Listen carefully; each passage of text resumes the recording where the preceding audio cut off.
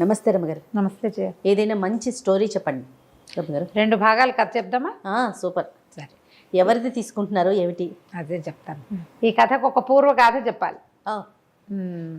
మొన్న సాయంత్రం మెసెంజర్లో ఒక అతను మెసేజ్ చేశాడు నాకు. మీతో సింగర్ ఎస్ జానకి గారు మాట్లాడాలనుకుంటున్నారు, మిమ్మల్ని చాలా ప్రైజ్ చేస్తున్నారు, మీరు నెంబర్ ఇస్తారా అని. ఆయన ఎవరు ఏమిటి అని కనుక్కున్నాను. మా జానకి గారి పేజ్, యూట్యూబ్ ఛానల్ మెయింటైన్ చేస్తాడు అతను. ఓకే. ఫారిన్లో ఎక్కడో ఉంటారు. ఆవిడ అడిగారు, మీ నెంబర్ ఇవ్వండి అంటే, సరే నేను నా నెంబర్ ఇచ్చా, పెద్దవారు కదా నేనే మాట్లాడతానులేండి అని చెప్పా. మామూలుగా నాకు సింగర్ జానకి గారు చాలా ఇష్టం. లేడీ సింగర్స్ ఎవరి ఇష్టము అని అడిగితే బాలుగారితో పాటు జానకి గారి పేరే చెప్తా. ఓకే. ఆవిడ మాట్లాడినా కూడా భలే ఇష్టం నాకు.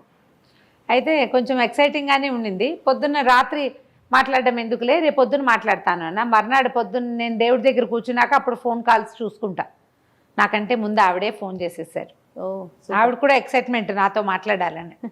నా కథలు చాలా ఇష్టమట ఆవిడకి. పొద్దునుంచి సాయంత్రం దాకా కథలే వింటున్నానన్నారు. ఎన్ని కబుర్లు చెప్పారో, ఆ కథ ఈ కథ అని, ఫలానా కథ నచ్చింది, ఆ విషయం చాలా నచ్చింది, నువ్వెంతో బాగా చెప్తున్నావు అని గూస్ బంప్స్ వచ్చినాయి అనమాట నాకు. మల్లాది గారు మాట్లాడితే చెప్పాను నేను, అలాగే వచ్చినాయి.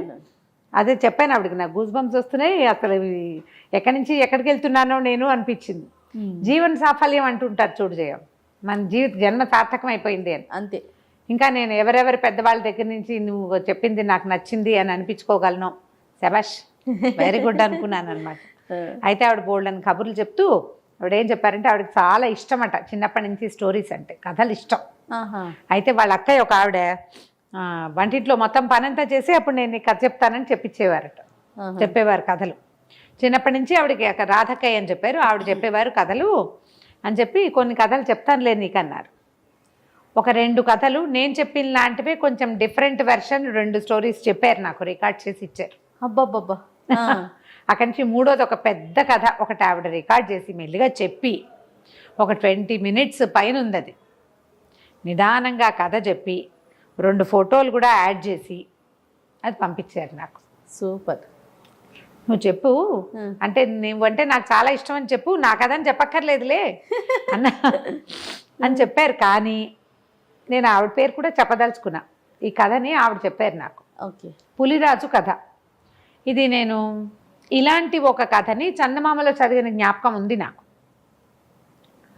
అందులో ఏదో వికృత రూపం ఉన్న రాజకుమారుడి కథ అది. అదే అలాంటిదే ఇంచుమించుగా ఈ కథలో కూడా కనిపిస్తుంది అనమాట. ఎంత ఓపిక్గా చెప్పారో. 4 ఏళ్ల నుంచి ఆవిడ ఇంచుమించు రిటైర్ అయిపోయారు. సంగీతాలు పాడడం, సినిమా పాటలు ఏం లేవు. మీకు అంత ఖాళీ ఎక్కడుంటుంది అని అడిగా నేను. మీకు సంగీతమో సాధనమో ఏవో ఉంటాయి కదా, ఏమీ లేవు, పెద్దదాన్ని అయిపోయాను కదా. ఆవిడ నవ్వుతారు అన్నిటికీ, ఆవిడే నవ్వేస్తూ ఉంటారు, మాట్లాడేటప్పుడు మధ్య మధ్యలో నవ్వుతూ ఉంటారు అనమాట. ముసిలిదాన్ని అయిపోయాను, ఇంకా ఎందుకు ఇవన్నీ అని మానేశాను, ప్రశాంతంగా ఉంటున్నా, చక్కగా నీ కథలు చాలా బాగా ఉపయోగపడుతున్నాయి, నాకు అసలే పిచ్చి, ఖలీఫా కథలు 3 భాగాలే వచ్చినాయి, 4వ భాగం రాలేదు ఇంకా అని చెప్పారు. దానికోసం అంత వెయిట్ చేస్తున్నారనమాట, చిన్న పిల్లల్లాగా వింటున్నారు కథలు. సరే, ఆవిడ చెప్పిన ఈ పులిరాజు కథని చెప్తాం ఇవాళ. తప్పకుండా. పూర్వం అంట ఒక అడవికి దగ్గరలో ఉన్న ఒక చిన్న నిరుపేద కుటుంబం ఉండేది. అడవికి దగ్గరలో ఉంది వాళ్ళ ఇల్లు. చాలా చిన్న పాక. ఆ భార్య భర్త, వాళ్ళకి 6 ఆడపిల్లలు, 6 పిల్లలు. ఆ తిండికి బట్టకి ఏమీ లేవు వాళ్ళ దగ్గర. బట్టలు చింకి పాతలు కట్టుకునేవారు. ఆయన పోయి అట్లా ఇట్లా తిరిగి ఏవో 2 కట్టెలు కొట్టుకొచ్చి ఆ కట్టెలు ఊళ్ళోకి వెళ్ళి అమ్మి వచ్చిన పావలా 10 పైసలు అర్ధనాతోటి, ఆ రోజుల్లో అవే కదా రూపాయలు లేని రోజులు, అవును, ఎట్లో గట్లా పిల్లలకి పొట్ట నింపేవారు అర్ధాకలతోటి. పెద్ద ఏమీ లేదు. ఎప్పుడైనా ఎవరైనా యాయవారం వెళ్తే ఎవరైనా ఏదైనా కాస్త మంచి వస్తువులు, తీపి వస్తువులు ఇస్తే అవి ఆ పిల్లలు తినేవాళ్ళు. ఎట్లా అసలు ఎంత కష్టంగానో జీవితాలు లాగుతుంటే వాళ్ళకి ఇంకా పెళ్ళిళ్ళు, పేరెంటాలు ఏం చేస్తారు? అవును, చాలా దిగులుగా, కష్టంగా, బాధగా అలా నడుస్తూ ఉండేవి. పిల్లలు ఎప్పుడూ దుఃఖంగానే ఉండేవారు. ఎదిగిన పిల్లలుగా ఉండేవాళ్ళు కాదు, సామాన్యంగా ఉండేవాళ్ళు. పిల్లలు అందంగా ఉండేవాళ్ళు కానీ ఏవి ఇంకా ఎదుగుబదుగు లేదనమాట, బక్కగా సామాన్యంగా ఉండేవాళ్ళు. ఈ రోజులు ఇలా గడుస్తుంటే ఒకసారి ఏమైందట, ఆవిడ ఏం చేసేదట, బయట గడ్డి అడవికి దగ్గరలో ఉన్నారు కదా, గడ్డి బాగా ఉంటే ఆ గడ్డి కోసుకొచ్చి శుభ్రంగా అంత రుబ్బి అన్ని బియ్యం కలిపి రుబ్బేసి అట్లు పోసిచ్చేది.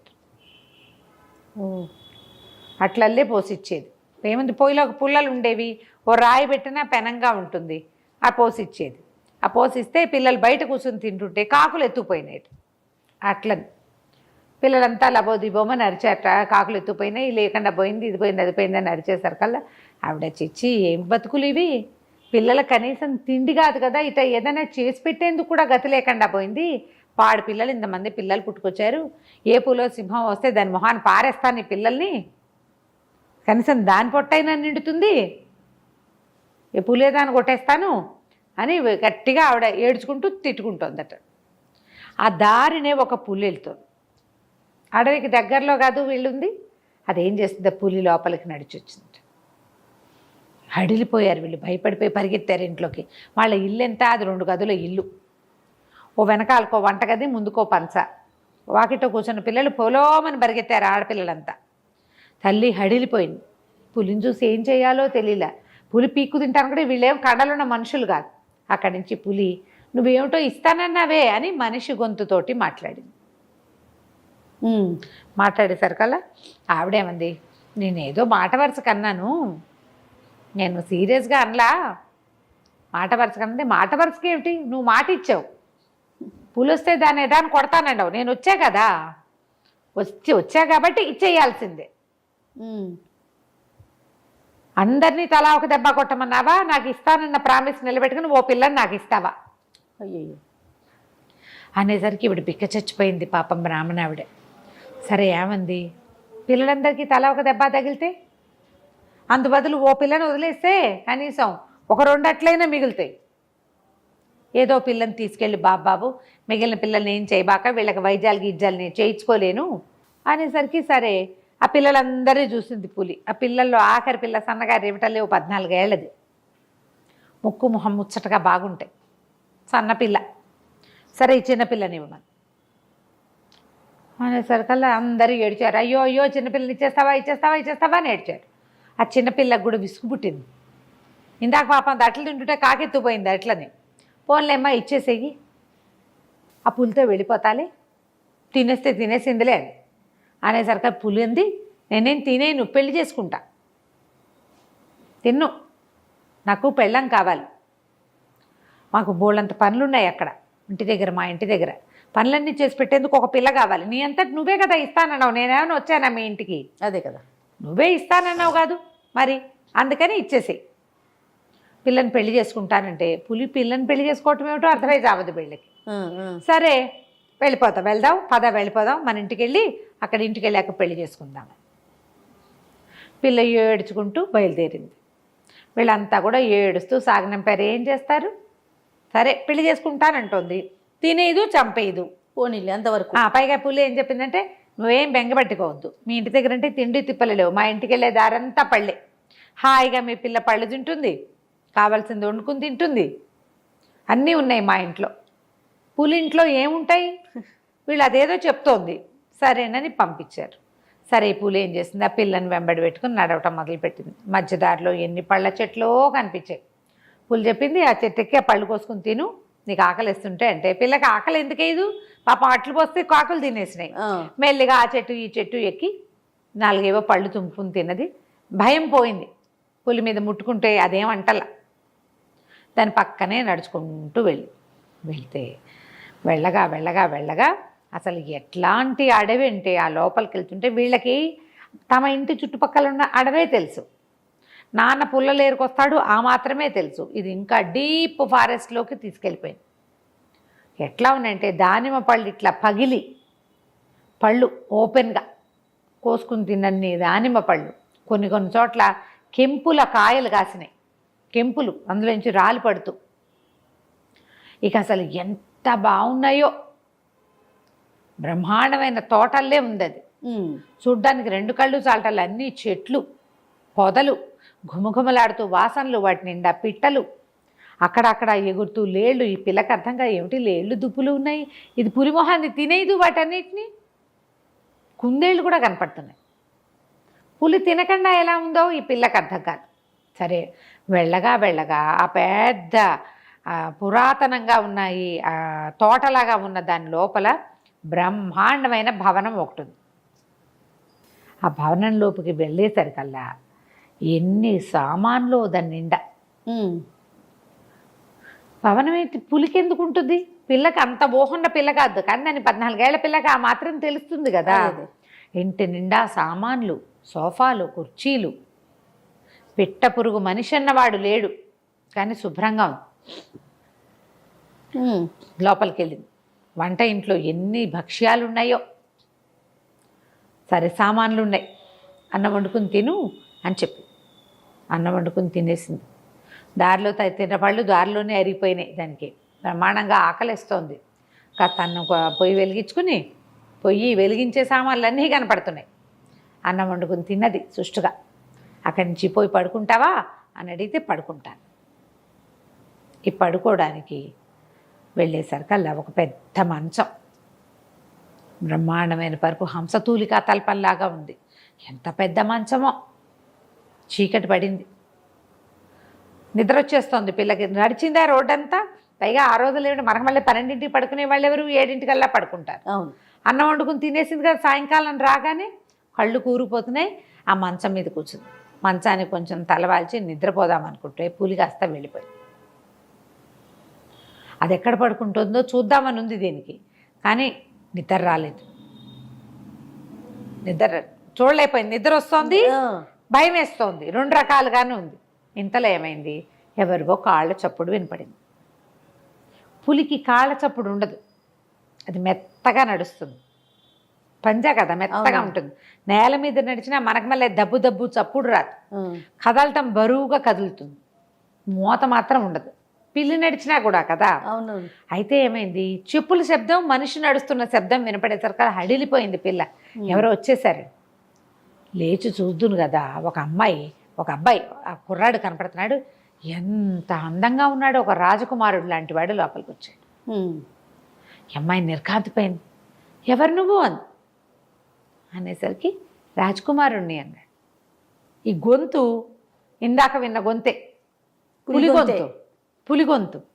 ఈ పిల్ల ఆశ్చర్యపోయింది. నువ్వు ఇందాక నేను వచ్చినప్పుడు లేవే, సామాన్లు కూడా ఏం లేవు నీవి, నువ్వు ఎలా వచ్చావు అని అడిగితే నేను నీతో పాటే నడిచొచ్చాను అనేసరికి ఆశ్చర్యం వేసింది. అవునా అంటే అవును, నేను నిన్ను చూడలేదే. ఎందుకు చూడలేదు నువ్వు? నా పక్కనే కదా నువ్వు నన్ను నడిచావు, నా మీద చెయ్యేసావు నువ్వు అంటాడు. పిల్లకి ఏమీ అర్థం కాలేదు. నేను ఎక్కడ నడిచాను, మనిషిని చూశానా నేను? అడవిలో ఒక్క పిట్ట పురుగు లేదే, లేళ్ళు కుందేళ్ళు కనపడుతున్నాయి కానీ వీడు వాడే పులేనేమో అని అనుమానం రాలా. గెస్ చేయలా. పక్కపక్క నవ్వాడు. నవ్వితే ఆ గొంతు సేమ్ పులి గొంతులాగానే ఉంది. అమ్మాయి నిజం చెప్పు, నేను ఒక్క మనిషిని కూడా చూడలేదు. దారిలో ఈ ఇల్లంతా తిరిగాను, ఇంట్లో ఎవరు లేరు, ఇంత పెద్ద కోటలాగా ఉంది. నువ్వు ఎక్కడి నుంచి వచ్చావు, నా పులేది అని అడిగింది. అప్పుడు ఆ కుర్రాడు చెప్పాడు, నేనే నీ పులిని. పగలల్లా పులిగా ఉండి రాత్రిపూట మనిషిగా మారిపోతాను నేను అని చెప్పి, ఆ అమ్మాయి వంట చేసింది కదా, ఇద్దరికి వంట చెయ్యి అని చెప్పింది పులి. ఓహో, పిల్ల ఎక్కువే వండింది అన్నం. పోయి అక్కడ కూర్చుని అన్నం పెట్టు నాకు అని అన్నం పెట్టించుకుని తిన్నాడు. తిన్నాక ఏం చెప్పాడంటే, ఇది వరకు ఇది మా పాత కోట, నేను ఒక రాజకుమారుణ్ణి, మా అమ్మ నాన్న ఉండేవారు. అయితే మా అమ్మ నాన్న ఉండగానే మేము ఈ అడవిలోకి ఈ మా పురాతన కోటను చూడడానికి వస్తూ ఉండేవాళ్ళం. ఇక్కడ ఒక మహర్షి తపస్సు చేసుకునేవాడు. మా అమ్మ నేను కొంచెం పెద్దవాళ్ళు అయ్యాక చనిపోయింది. నా తండ్రి కూడా కొంచెం అనారోగ్యంగానే ఉన్నాడు. కానీ మేము ఒకసారి ఇక్కడికి వచ్చినప్పుడు ఒక మునిని తపస్సు చేసుకుంటున్న మునిని చూసి నేను ఆయన ఎంతసేపటికి కళ్ళు తెరవలేదని బెదిరించాను బాగా. అయినా కూడా ఆయన ఏమే కదల, పిలిచినా చప్పట్లు కొట్టినా అటు ఇటు చేసినా కదలకపోయేసరికల్లా నేను పెద్ద పుల్లిలాగా గాండ్రించాను. ఆ గాండ్రింపుకి ఆయనకి మెలకు వచ్చింది. మా తపస్సుల నుంచి బయటకు వచ్చి, మనిషివి ఇతరులు తపస్సు చేసుకుంటుంటే ఇట్లా చేస్తావా? రాజకుమారుడివి, ఋషుల తపస్సుని నువ్వు కదా కాపాడాలి. రాజన్నవాడు ఋషిని, మునిని, బ్రాహ్మణుని కాపాడాలి. నువ్వు ఒక తపస్సు చేసుకుంటున్న వాడిని చూసి బెదిరించి ఇంత పిచ్చి వేషాలు వేశావు. నువ్వు పులి రూపంతో నన్ను బెదిరించాలనుకున్నావు, పులి కంఠంతో పులిగా మారిపోమని శపించాడు. ఓహో, మా నాన్న పరిపరి విధాలుగా ప్రార్థించినా ఆయన కరగల. కరగకపోయేసరికి ఇక ఏం చేస్తాను, నేను పులైపోయాను. పులైపోయితే ఇక మా నాన్న విపరీతంగా ఏడ్చాడు, దుఃఖించాడు. నన్ను తీసుకుని వెళ్ళలేకపోయాడు వెనక్కి. నన్ను వెనక్కి తీసుకెళ్ళిపోయాడు. ఎట్లా ఈ పులిగా ఉన్నవాడిని ఎట్లా తీసుకెళ్తాడు? జనావాసాలకు తీసుకెళ్ళలేదు.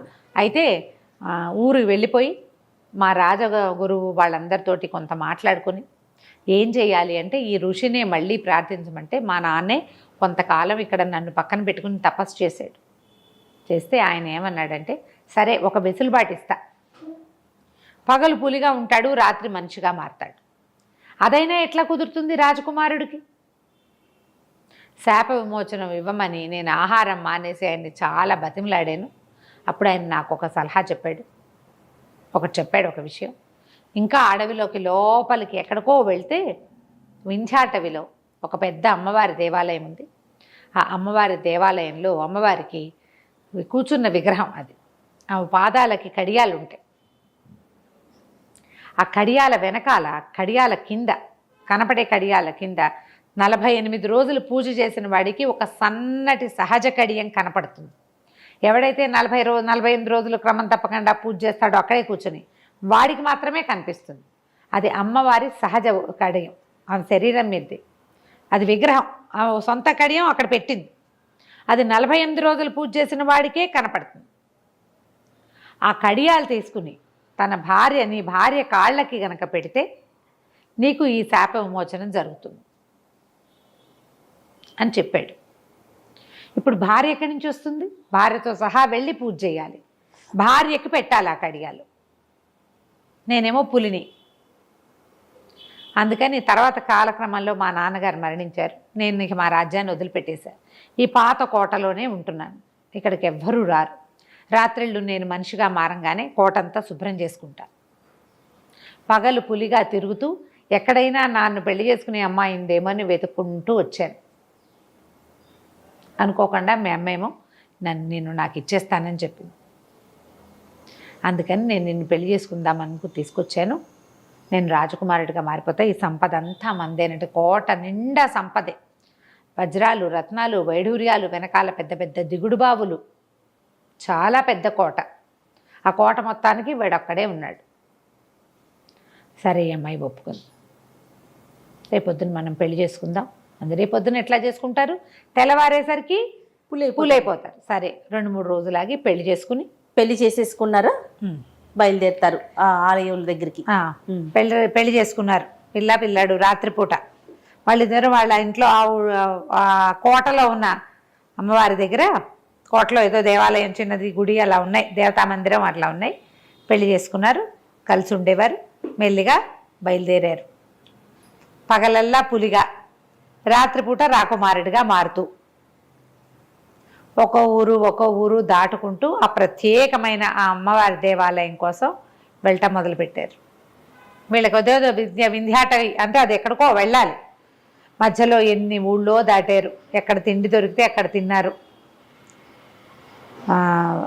డబ్బులు పట్టుకెళ్ళటానికి ఆ పిల్లకి అంత తెలీదు కూడా. అతను పగలైతే పులిగా అయిపోతాడు, రాత్రిళ్ళు ప్రయాణం సాగదు. రాత్రిపూట ప్రయాణం కుదరదు కదా అడవుల్లో. అక్కడి నుంచి రాత్రిపూట మధ్యలో ఏదైనా ఊరు దొరికితే అక్కడ వాళ్ళు ఎవరిళ్లలోనో కొంచెం ఆశ్రయం పొందటం, ఆహారం ఏది దొరికితే అది తింటాం. అట్లా వెళ్ళగా చివరికి వాళ్ళకి ఒక దేవాలయం కనపడితే ఇదే అయి ఉండొచ్చని భావించారు. కాకపోతే తెల్లారిపోయింది, ఇతను పూలైపోయాడు. పూలైపోతే జనాలంతా కాకావికలే పరిగెత్తేశారు పులిని చూసేసరికి. అమ్మాయి వస్తుంది కానీ పక్కన అమ్మాయి పులి కలిసి వస్తున్నారని అనిపించలా. పులి వస్తుంది అనుకున్న ఆ పూజారి గబగబా గుడి మూసైపోయాడు. కానీ పులి పెద్దగా గాండ్రించి అతన్ని భయపెట్టి మొత్తానికి గుడి తెరిచి ఉంచేలాగా చేసింది. తీరా వెళ్తే వాళ్ళకి కనపడింది పెద్ద సమున్నతాకారంలో ఉన్న అమ్మవారి విగ్రహం. ఆవిడిట ఓ కాలు పైకి ఓ కాలు కిందకి పెట్టు కూర్చుంది. పెద్ద పెద్ద కడియాలు ఉన్నాయి ఆ విగ్రహానికి. ఇంకేం కనిపించట్లా. అదే వింధ్యవాసిని అమ్మవారి దేవాలయం. సరే అక్కడి నుంచి ఆ పూలు అక్కడ కూర్చుని ఉంటే ఈ అమ్మాయి పోయి బయటికి వెళ్ళి ఆల్రెడీ పూజారి దీపారాధన అది చేసేసి ఉన్నాడు. పొద్దుటిపూట కదా, చుట్టుపక్కల అక్కడి నుంచి వెతుకొచ్చి కాసినన్ని పువ్వులు కోసుకొచ్చింది, పళ్ళేవో పట్టుకొచ్చింది. ఇక గుళ్ళోకి వచ్చి అమ్మవారిని యథావిధిగా అర్చించి, బ్రాహ్మణ పిల్లే కదా, కొంచెం పూజా విధానం వచ్చు. ఆ ఉన్న దీపారాధనతో మెల్లిగా అగరవత్తులు అవి వెలిగించి, టెంకాయలు ఏవో పెట్టుంటే అవి కూడా కొట్టి ఇవి నివేదన చేసింది. సాయంకాలం వరకు వీళ్ళే ఉన్నారు. జనాలు మధ్యలో వచ్చి చూస్తున్నారు, పూలు ఉందని పారిపోతున్నారు. రెండో రోజు పొద్దున్న చూశాడు అర్చకుడు, పూలు అక్కడే ఉంది. పూలు ఉందని టమ్కేశారు. ఆ పులిని అక్కడి నుంచి తరమడానికి ఏ ప్రయత్నమో వాళ్ళు చేయలే. వాళ్ళకి దగ్గరలో రాజాస్థానం కానీ ఏమీ లేదు. అడవి మధ్యలో కొన్ని చిన్న చిన్న ఊళ్ళ సమాహారం మధ్యలో ఈ దేవాలయం ఉంది. చిన్న ఊళ్ళలో నుంచి ఎవ్వరూ ఏ ప్రయత్నమూ చేయలే. పులిని తరమాలంటే వేటగాళ్ళు కావాలి, అవన్నీ చిన్న ఊళ్ళు. అక్కడికి పులి సంచారం అలవాటు ఉన్న అడవి కాదది. ఈ పులితో ఏం చేయాలో వాళ్ళకి తెలియదు, వాళ్ళకి తెలియద్దు. అక్కడి నుంచి రోజు పూజ చేసుకునేవాళ్ళు. పళ్ళు కోసుకొచ్చేది పిల్ల. రాత్రిళ్ళు భార్యాభర్త కులాసాగా ఉండేవారు. తెల్లారేసరికల్లా మళ్ళీ అతను పూలైపోయేవాడు, అమ్మాయి పువ్వులు కోసుకొచ్చేది, పూజ చేసేది. ఇట్లా 48 రోజుల పాటు అక్కడే ఉండిపోయి ఆ దేవాలయంలోనే పూజ చేస్తూ ఉన్నారు. నిరాటంకంగా చేయగా 48 రోజులు గీతలు గీసుకుని లెక్క పెట్టుకున్నారు. లెక్కలు ఎట్లా తెలుస్తాయి వాళ్ళకి? మా దేవాలయంలో అక్కడ ముగ్గేసే శుద్ధలు లాంటివి కనపడితే ఒక గీట్లు పెట్టుకుని 48 రోజులు పూజ చేశారు. పూజ చేస్తే 48 రోజులు అయ్యేసరికల్లా అమ్మవారి విగ్రహంలో కళ పెరిగినట్టుగా ప్రత్యేకంగా కనపడుతోంది. ఈ రోజుతోటి 48 రోజులు పూర్తయినాయి అని అనుకుని అమ్మవారి పాదాలకేసి పరీక్షగా చూస్తే ఆ కడియాలు ఉన్నాయి విగ్రహానికి. దాని వెనకాల ఒక సన్నటిది తీగ లాంటిది ఒకటి కనపడుతోంది. కానీ అమ్మవారి మీద చెయ్యేసి తీసుకోవద్దు, భయం వేసింది వాళ్ళకి. ఎట్లా చెయ్యాలో తెలియలే. అక్కడి నుంచి ఇద్దరు పరిపరి విధాలా ప్రార్థించారు. నా శాపం తొలగించు, నన్ను మనిషిని చెయ్యి, నా భార్యకి సుఖం లేదు, ఎలా బతకాలో తెలీదు, ఎవరిదైనా బాణమో కత్తో కర్రో తగిలితే చచ్చిపోతాను, నీకు వాహనంగా ఉండవలసిన వాడిని, నేను మామ పులినే అయిపోతే వాహనంగా ఉండేవాడిని, ఈ సగం మనిషి సగం పులి బతుకు చాలా కష్టంగా ఉందని అమ్మవారిని పరిపరి విధాల ప్రార్థన చేసి పాదాల మీదే చెయ్యేస్తాడు. ఏమీ అనలా, విగ్రహం కదల్లా. లేకపోతే ఆవిడ ఏమైనా బయటకు వచ్చి ఏమైనా చేస్తుందేమో, మరి ఆ కాలం అది కదా. అయితే అతను ఏం చేశాడు, నిదానంగా కడియాల వెనకాల ఉన్న సన్నటి తీగ లాంటి కడియాలని తీసుకున్నాడు. ఆవిడ కూడా అమ్మవారు ఏంటంటే ప్రసన్నురాలయ్యి తన వాహనప స్వరూపంలో ఉన్న ఈ కుర్రవాడి మీద జాలిపడి వాడి జీవితం బాగుపడటం కోసం ఊరుకుంది, మాట్లాడకుండా. కిమ్ అనలేదన్నమాట. బోళ్ళని ఆయుధాలు ఉన్నాయి, 8 చేతులతోటి ఉంది అమ్మవారు. దుర్గా స్వరూపంలాగా. నుంచి ఓడదీశాడు. ఓడదీసి వాటిని తీసుకొచ్చి కళ్ళకు అద్దుకుని భార్య కాళ్ళకి పెట్టాడు. పెట్టంగానే ఇది ఎప్పుడు చేశాడు? పులిగా ఉన్నప్పుడు కాదుగా, సాయంకాలం. ఆ రాత్రికి పడుకున్నారు. 49వ రోజున అతను పులిగా మారలా. ఇంకా తెల్లారేసరికి పులి అయిపోవాలి కదా. అక్కడి నుంచి గుళ్ళో బోళ్ళని గంటలు కొట్టి చుట్టూ వాడు కూడా చెట్లెక్కి ఇన్ని పళ్ళు ఇన్ని పువ్వులు కోసుకొచ్చి ఇద్దరు యథావిధిగా అమ్మవారిని అర్చన చేసి అక్కడి నుంచి బయలుదేరి తమ ప్లేస్కి బయలుదేరారు. మధ్యదారిలో అంతకుముందు ఎక్కడైనా ఆగడానికి భయం, ఇప్పుడు ఏ భయాలు లేవు. ఇంకా అతను శాశ్వతంగా మనిషిగా అయిపోయాడు. చక్కటి దగదగలాడే బట్టలు, మంచి వర్చస్సు, చాలా అందమైన పిల్లాడు. వచ్చే దారిలో ఒక చీకటి పడంగానే ఒకళ్ళు ఇంటి దగ్గర ఆగారు. వాళ్ళు చక్కగా వీళ్ళకి రాత్రి ఉండండి అని అట్ట పెట్టుకున్నారు. ఇంకో రోజు నడిచారు. ఈసారి ఆగిన ఇంట్లో పరమ పేదవాళ్ళు. ఓ చింకి చాప ఉంది, వాళ్ళ దగ్గర ఏమీ లేదు. చాప మీద పడుకుంటారా, మరి మా దగ్గర ఇంకేమీ లేదు, మా దగ్గర ఇదే ఉందని గంజో ఏదో పోశారు. ఈ అమ్మాయి చిన్నప్పటి నుంచి గంజి గడ్డి రొట్టెలు తిని పెరిగిన పిల్ల. వాడంటే రాజకుమారుడు కదా. కానీ వచ్చిన అబ్బాయిని చూసి వాళ్ళు మైమరిచిపోయారు. ఏమిటి రాజకుమారుడు వచ్చేసాడు మా ఇంటికని. ఇతను వీళ్ళందరినీ జ్ఞాపకం పెట్టుకున్నాడు తనకు సహాయం చేసినందుకు. సరే చక్కగా తిరిగి వచ్చేసారు. వచ్చేసి తమ పాత కోటలో హాయిగా నివాసం ఉన్నారు. మనుషులు లేరుగా ఎవరు, అడవి మధ్యలో ఉంది కదా. వాళ్ళే అన్ని పనులు చేసుకునే వాళ్ళు. భార్య భర్త ఉలాసాగా కొంతకాలం గడిపాక ఈ పిల్ల కాస్త గర్భవతి కొంచెం 3-4 నెలలు వచ్చేసరికి నా 5వ నెలలో ఈ మొట్లా వచ్చింది. మా అమ్మని చూడాలనిపిస్తోంది అని రోజు అడిగేసరికల్లా సరే తీసుకెళ్తానన్నాడు. అక్కడి నుంచి బోళ్ళంత డబ్బు దశకం మూటలు కట్టారు. వాళ్ళకి తీసుకెళ్ళి ఇవ్వడానికి వెళ్ళారు. పళ్ళు పువ్వులు అన్నీ అక్కడ దొరికేవి, వాళ్ళ దగ్గర దొరకవు కదా దానిమ్మలు అవన్నీ. ఇన్ని పళ్ళు మూట కట్టుకుంది, మోసుకెళ్ళాలి కదా.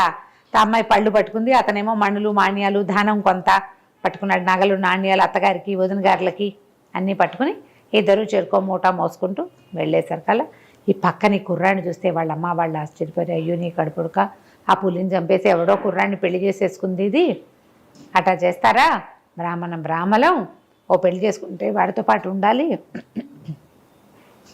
పులి నిన్ను పెళ్లి చేసుకుంటానని మానవ స్వరంతో చెప్పింది కదా, ఇట్లా చేసావు అంటే అప్పుడు అబ్బాయి చెప్పాడు, నేనే ఆ పులిని, ఒక శాప విమోచనం అయింది అని చెప్పాడు. సరే వాళ్ళు సంతోషించారు. అయితే ఇతని డబ్బులు అన్నీ మూటలు పట్టుకెళ్ళాడుగా, వాళ్ళకి ధనం ఇచ్చాడు. ఆయన పోయి ముసలాయన బయటికి వెళ్ళి బోళ్ళంద బియ్యము పప్పులు అన్నీ తెచ్చి చక్కగా రుచిగా వండి పెట్టి అట్టి పెట్టుకున్నారు. 2 పూటలు ఉన్నాక వెళ్ళిపోదాం అనుకున్నారు. ఈ అక్క చెల్లెళ్ళల్లో ఈ పిల్ల ఆఖరి పిల్ల కదా, పై పిల్లకి సేమ్ డిట్టో ఒక్కటే పోలిక. కంట్లో మాత్రం ఒక తెల్ల మచ్చ ఉంటుంది ఆ అమ్మాయికి, ఇదే పోలిక. ఆ పిల్లకి ఏమనిపించింది, బోసిని ఇది నేను ఒకేలా ఉంటాం, దీనికి ఇంత వైభోగమా, ఇంత చక్కటి మొగుడా, ఇంత సంపద, ఇంత హాయిగా కులాసాగా ఉంది అని చాలా కష్టంతో వచ్చింది.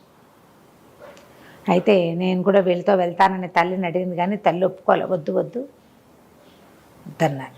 అయితే అమ్మాయిని పురిటికి ఇక్కడే ఉండమంటే, కాదు మా ఇంటికి వెళ్ళిపోతాను, సహాయం ఎవరు లేరంటే వెళ్ళేటప్పుడు ఎవరినైనా సహాయంగా తీసుకుని వెళ్తామన్నారు. వీళ్ళు అడవికి దగ్గర ఊరు కదా, అవి వెళ్తుంటే ఎవరో వీళ్ళకు ఒక అమ్మాయి కనపడింది. ఎవరు లేరు, ఒకదాన్నే అడవిలో పుల్లలు ఏరుకుని తెచ్చుకుని పొట్ట పోసుకోవడానికి వెళ్తున్నాను అనేసరికల్లా అతను ఏమన్నాడు, అమ్మాయి మాకు సహాయంగా ఉంటావా, కొంచెం పెద్దది అమ్మాయి, మా ఇంటికి రా, ఈ అమ్మాయి కడుపుతో ఉంది, రేపు ఎప్పుడో కనబోతుంది, చంటి పిల్లాడి పుడతాడు, పిల్లాడిని పెంచుకోవడానికి మాకు మనుషులు అవసరం, నేను కూడా మెల్లిగా కొంచెం సైన్యాన్ని డెవలప్ చేసేందుకు ప్రయత్నం చేసుకుంటాను, ఊళ్ళ నుంచి మనుషులను తెచ్చుకుంటా, నేను అటు ఇటు వెళ్ళాలంటే ఈ అమ్మాయికి ఒక తోడు కావాలి, క్రమంగా నేను తెచ్చిన మనుషుల్లో ఎవరినైనా ఒకరిని చూసుకుని పెళ్లి చేసుకుందు కానీ నువ్వు, మా తర్వాత మా కోట చూసుకునేందుకు నువ్వే మాతో ఉండని పిలిచాడు. పిలిచేసరికల్లా అమ్మాయి ఒప్పుకుంది, వీళ్ళతో పాటు బయలుదేరేసరికల్లా ఈ అక్క ఏం చేసింది, వాళ్ళంత దూరాన్ని నడుస్తుంటే వాళ్ళకి కొంత దూరాన్ని నడుచుకుంటూ ఇంట్లో తల్లికి చెప్పకుండా వీళ్ళ వెనకాల పడి వచ్చేసింది. దూరంగానే ఉంది, వీళ్ళు ఇంటికి వెళ్ళంగానే ఆ పూట రాత్రి పడుకున్నారు, అక్క లోపలికి రాల, అడవిలోనే వెళ్ళిపోయింది. అడవంతా చూసుకుంటూ ఉందన్నమాట. రాత్రి ఏదో చెట్టు ఎక్కి పడుకుంది, వాళ్ళకేం భయాలు లేవు, అడవి దగ్గరలో ఉన్నారు కదా.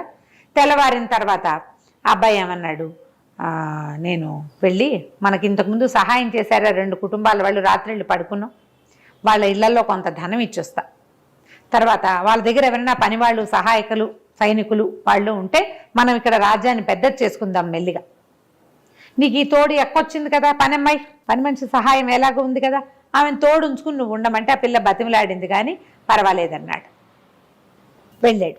అమ్మాయి వద్దు ఒకదాన్నే ఉండలేనంటే ఈ అమ్మాయి తోడుంది కదా అని బతిమలాడాడు. సరే బాగానే ఉంది, ఉన్నారు.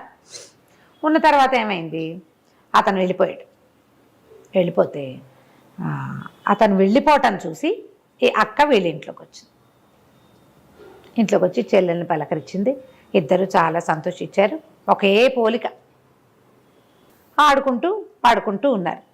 ఈ పని అమ్మాయికి తెలిసింది అక్క కూడా వచ్చింది అని. రోజులు గడుస్తుంటే అమ్మాయికి 5 నెలలు వచ్చినాయి, మెల్లిగా నెలలు పెరిగినాయి. 7వ నెల వచ్చాక ఈ ఇంట్లో హాయిగా ఉండటం, కులాసాగా తిరగటం, ఈ పళ్ళన్నీ తినటం, నగలు వేసుకోవటం, మంచి మంచి బట్టలు కట్టుకోవటం, బోల్డని పదార్థాలు తిండి, సహాయం చేయడానికి పని అమ్మాయి ఉండేసరికల్లా చక్కగా వంట వండి పెట్టడం, ఉయ్యాలలు ఊగటం, ఓ తూగుటు ఉయ్యాల, ఆ హంసతూలిక తల్పాలు, ఇవన్నీ చూసి అక్కకి భలే కుళ్ళుగా ఉండేది. ఎలాగైనా దీన్ని తప్పించి దీని ప్లేస్లోకి వెళ్ళిపోవాలి, నేను ఆ రాజకుమారుడితో సుఖాన్ని అనుభవించాలి అని పుట్టేసింది. అయితే ఏంటంటే వీళ్ళ కోటలో కొంచెం వెనకగా బావులు ఉన్నాయి కదా, ఒక పెద్ద బావి ఒకటి ఉంది. అయితే ఒక పూట ఏం చేసింది, బావిలోకి చూద్దాం, బావిలో ఏముందో చూద్దామని చెల్లెల్ని అక్కడికి తీసుకెళ్ళింది. వీళ్ళకి 2-3 బావులు ఉన్నాయి. ఈ పెద్ద బావిలోకి గిలకేసి వెళ్ళాలి, లోపలికి తీసుకుని వెళ్ళాలి నీళ్ళకి. ఆ ఇద్దరు బావిలోకి చూస్తున్నారు. వీళ్ళు బావిలో ఒక తాబేలేదో కనపడుతోంది. బొక్కనేసారు లోపలికి, గిలకలోకి ఒక చిన్న బకెట్ లాంటిది వేశారు. వేసేసరికలు తీయబోయారు. తీయబోతే తాబేలు రాల. చెల్లెలు భలే ఉత్సాహంగా దాని మీదే ఇంట్రెస్టింగ్గా, ఆ వయసు పీరియడ్ ఎంత పెద్దది, 16 ఏళ్ళు ఉన్నాయి, అంతకంటే లేవు కదా. అది ఇంకా ఉత్సాహంగా బావిలోకి తొంగి చూసింది. అక్క ఏం చేసింది, చటుక్కున దాని కాళ్ళు ఎత్తి తోసేసింది బావిలోకి. తోసేసి ఏం చేసింది, తనే ఒక పాత దుప్పటిని చీర కింద పెట్టుకుని కడుపుతో ఉన్న అమ్మాయిలాగా కనపడడం మొదలుపెట్టింది. ఈ పని అమ్మాయి అక్కా చెల్లి ఒకేలా ఉన్నారని తెలిసింది, కానీ ఆ కోలికలో మచ్చుంది అనేది అమ్మాయి గమనించాల.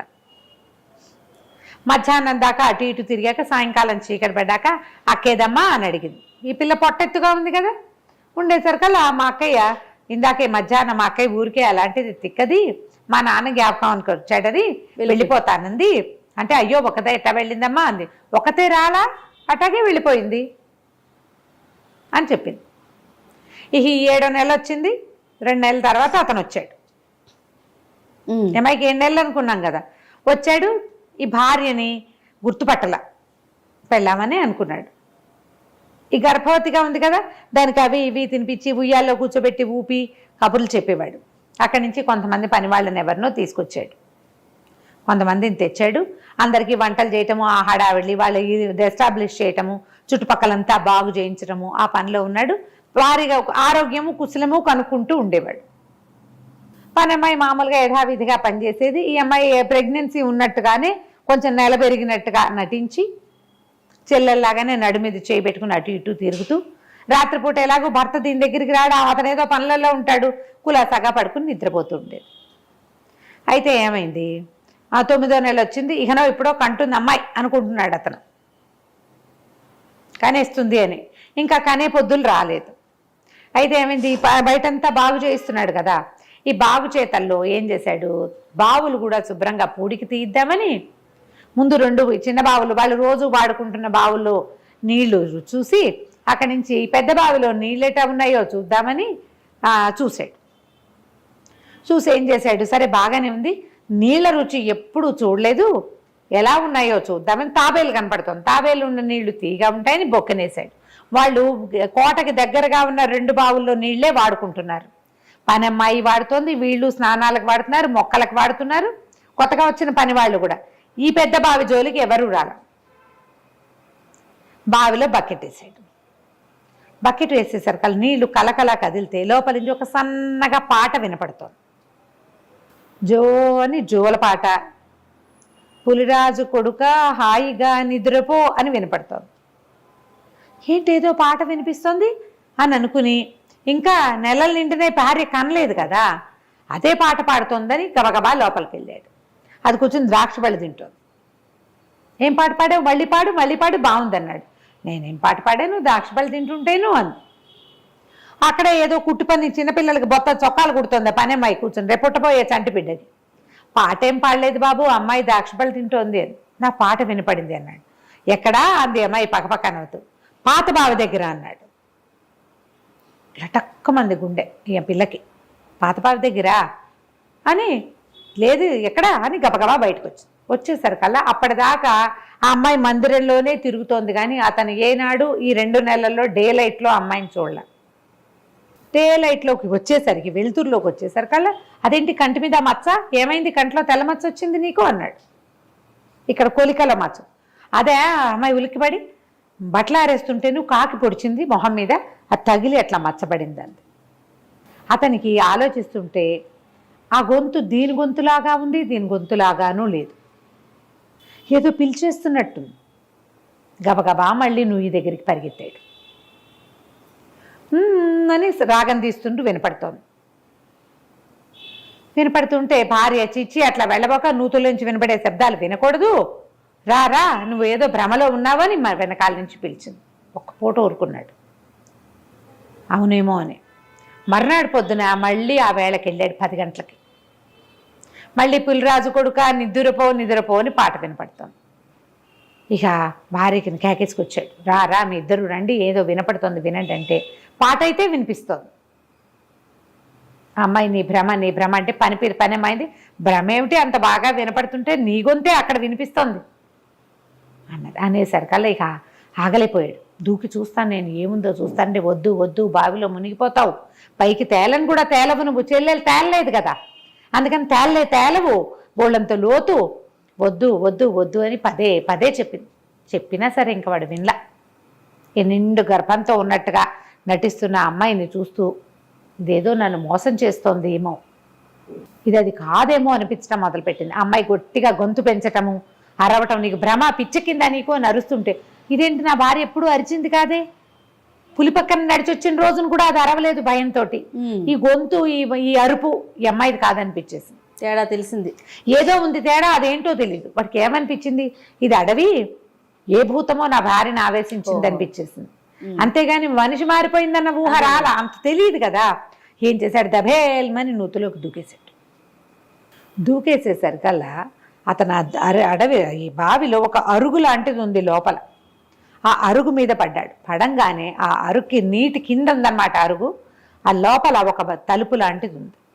ఆ తలుపు తెరుచుకుంది, లోపల నుంచి పాట వినపడుతోంది. నిద్రపో నిద్రపో పులిరాజు కొడుక అల్లరి చేయకు అని ఇట్లా సంగీతం. పరిగెత్తుకుంటూ వెళ్ళాడు. వెళ్ళేసరికల్లా ఒక 10 రోజుల పసిగుడ్డుని ఎత్తుకుని తన భార్య అక్కడ కనపడింది.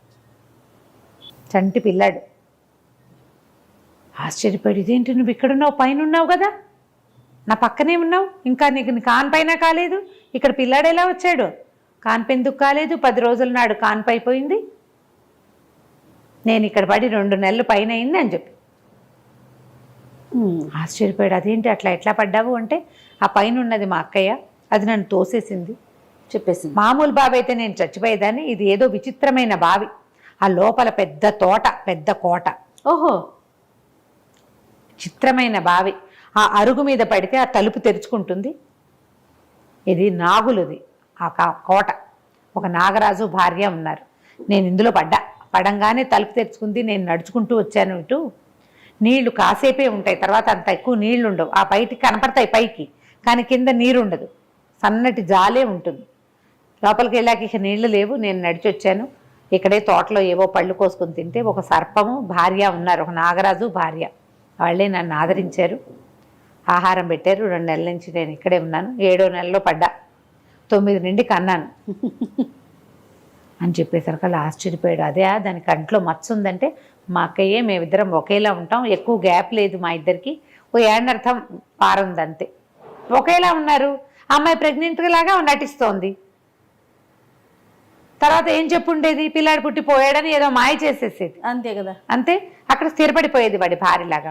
ఈ నూతిలో పడిన చెల్లెలు చచ్చిపోయింది అనుకుంది, 7 తేలలేదని నమ్మింది అనమాట. ఏదో అగాధం ఇది, లోపలికి లోతు, చెల్లెలు లోపల పడిపోయింది అని. అదేమో ఇక్కడ ప్రత్యక్షమైంది. అక్కడి నుంచి ఆ నాగరాజు భార్య వచ్చారు. అల్లుడు గారిని చాలా మర్యాద చేశారు. నువ్వు కావాలంటే వెళ్ళిపో, పిల్లాన్ని మాత్రం అక్కడ పెట్టేళ్ళమన్నారు. పిల్లవాడిని మాకు ఇచ్చేసేయి అంటే, ఈసారి పుట్టే పిల్లల్లో ఒక బిడ్డను మీకు ఇస్తామని చెప్పి బయటకు వచ్చారు. బయటికి రావటం ఎట్లా, నీళ్ళలోకి దూకి వచ్చారు. వాడు దూకొచ్చాడు, అమ్మాయి నీటిలో పడిపోయి వచ్చింది. వీళ్ళు పైకి ఎలా వెళ్తారు, పైకి ఎలా వెళ్తారంటే, అప్పుడు నాగరాజు పైకి తన చెరచెర పాకొచ్చి, ఆ బొక్కెనుంది కదా తాడు, ఆ తాడుని పైన కట్టేసి కిందకి ఆ తాడు వదిలిపెడితే, ఈ రాకుమారుడు ఆ తాడు పుచ్చుకుని తను పైకి వెళ్ళి, రాజకుమారుడు తర్వాత తన పిల్లాడిని ఆ బొక్కెన్లో పెట్టించుకుని పైకి తెచ్చుకుని, భార్యను కూడా అట్లాగే పైకి తీసుకొచ్చుకున్నాక అప్పుడు ఈ వెంటనే పని వాళ్ళని కొంతమందిని తెచ్చాడు కదా, వాళ్ళతో సహాయంతో ఈ మర యాక్ట్ చేస్తాం కదా బోధన్ గారు, వీళ్ళ అక్క, ఈ పిల్ల అక్క, ఆ అక్కనేమో ఓ చీకటి కొట్లో పెట్టించి మా మామగారు వాళ్ళని పిలుచుకురండి అని అక్కడికి పంపించాడు. పంపించేసరికి వాళ్ళు కుటుంబ, ఆ పిల్ల ఏదో అయిపోయింది అనుకుంటున్నారు, ఇక్కడికే వచ్చిందని వాళ్ళు అనుకోవటల్లా. అదేలే, వాళ్ళు ఏడుస్తూ వస్తే మీ అక్కయ్య మిస్ అయిపోయింది అని ఏడుస్తూ కూతురుని కావలించుకున్నారు. చంటి పిల్లాడిని ఎత్తుకున్నారు. ఎక్కడికి తప్పించుకోలేదు, మా దగ్గరే ఉంది, ఇంత పని చేసింది అని చెప్పేసరికల్లా వాళ్ళు బాగా కేకలేశారు. పిల్లని ఇచ్చేస్తామంటే ఇతను వారించాడు. ఎందుకండి, నేను చాలా బాగున్నామని మా సంపద తన కూడా కావాలనుకుంది, అంతే కదా, పోనీలేండి పర్వాలేదు, మీరు మా దగ్గరే ఉండండి, వెళ్ళిపోవద్దు, మీ అమ్మాయిలందరికీ సరైన వాళ్ళని చూసి నేను పెళ్లి చేస్తాను అని చెప్పి చుట్టుపక్కల సామంత రాజ్యాలకి అక్కడికి ఇక్కడికి కబురు చేసి బ్రాహ్మణ కుటుంబాల్లోంచి యువకులను రప్పించి అందరికీ తలా ఒక పని ఇచ్చి తన కోటలో వదిన గారులందరికీ పెళ్లి చేశాడు. ఈ పులిరాజే రాజకుమారుడు. తర్వాత తన భార్యతో గంపెడు మంది పిల్లల్ని కానీ అందులో ఒక పిల్లవాడిని నాగరాజుకి కానుగ్గా ఇచ్చాడు. ఓహో. వీళ్ళ అబ్బాయే నాగుల రాజ్యంలో రాకుమారుడు అయ్యాడనమాట తర్వాత కాలం. కథ కంచికి మనం ఇంటికి. భలే ఉంది రమ్మగారు, చాలా బాగుంది. బాగా చెప్పారు ఆవిడ కూడా. అవునా? నమస్తే. నమస్తే చెయ్యి.